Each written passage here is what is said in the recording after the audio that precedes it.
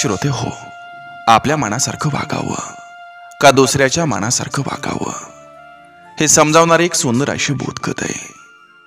ही कथा आहे व.पु. काळे यांची. एकदा बायकोनं घरात मांजर पाळलेलं. तिचं ते खूप लाडकं. ती जेवायला बसली की तिलाही घेऊन बसायची. एका वाटीत दूध भाकर कोस करून ती त्याला द्यायची. पण नवऱ्याला ते मांजर अजिबात आवडायचं नाही. उघडं दिसलं की त्या भांड्यात तोंड घालायचं ही त्याला सवयच. त्याचा त्याला प्रचंड राग यायचा. एकदा नवरा जेवायला बसलेला आणि नेमकं मांजरानं त्याच्या ताटात तोंड घातलं. नवरा चिडला आणि रागारागानं शेजारी असलेला पाटा त्याच्या डोक्यात घातला. घाव वरमी बसल्यानं मांजर बराच वेळ निपचित पडून राहिलं. मेलं की काय अशी शंका येत असतानाच ते अंग झटकून उठून बसलं. त्यानं हळूच नवऱ्याकडे हसून बघितलं आणि चक्क, "सॉरी यार, मी मगाशी तुझ्या ताटात तोंड घातलं, क्या करे, आदत से मजबूर हो, पुन्हा नाही असं करणार," असं माणसासारखं बोललं. नवरा वेडा व्हायचाच बाकी राहिला. त्यानंतर मांजर नम्र आणि आज्ञाधारक झालं. ताटात तोंड घालणं तर सोडाच, दारातला पेपर आणून दे, टेपवाईवरचा चष्मा आणून दे, अशी बारीक सारी कामं ते करायला लागलं. मग काय, नवऱ्याच्यानी त्याची छान अशी गट्टी जमली. ऑफिसमधून येताच मांजर दिसलं नाही की तो अस्वस्थ व्हायचा. "अगं, मण्या दिसत नाही, कुठं आहे ग?" तो बायकोला सतत विचारत राहायचा. असंच काही दिवस गेल्यावर एके दिवशी सोसायटीच्या गेटसमोर बेवारस कोत्री आणि मांजरं पकडून नेणारी एक महापालिकेची व्हॅन येऊन थांबली. मण्यानं खिडकीतून ती व्हॅन बघितली.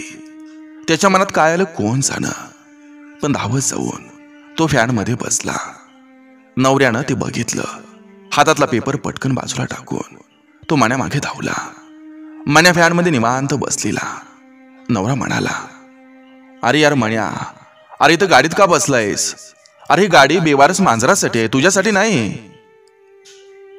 "मला माहिती आहे, पण मला जायचंय आता," मण्या शांतपणे म्हणाला. "मण्या, अरे असं काय करतोयस तू? अरे तू किती लाडका आहेस माझा, आम्हा दोघांचा. अरे माझं तर पाणी हालत नाही तुझ्याशिवाय. तू क्षणभर नजरेआड गेलास तरी मला करमत नाही. मी इतकं प्रेम करतो तुझ्यावर आणि तू खुशाल मला सोडून निघालास.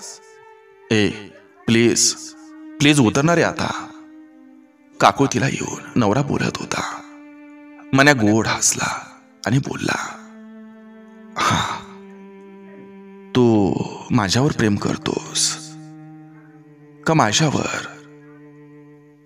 म्हणजे काय शंका आहे का तुला?"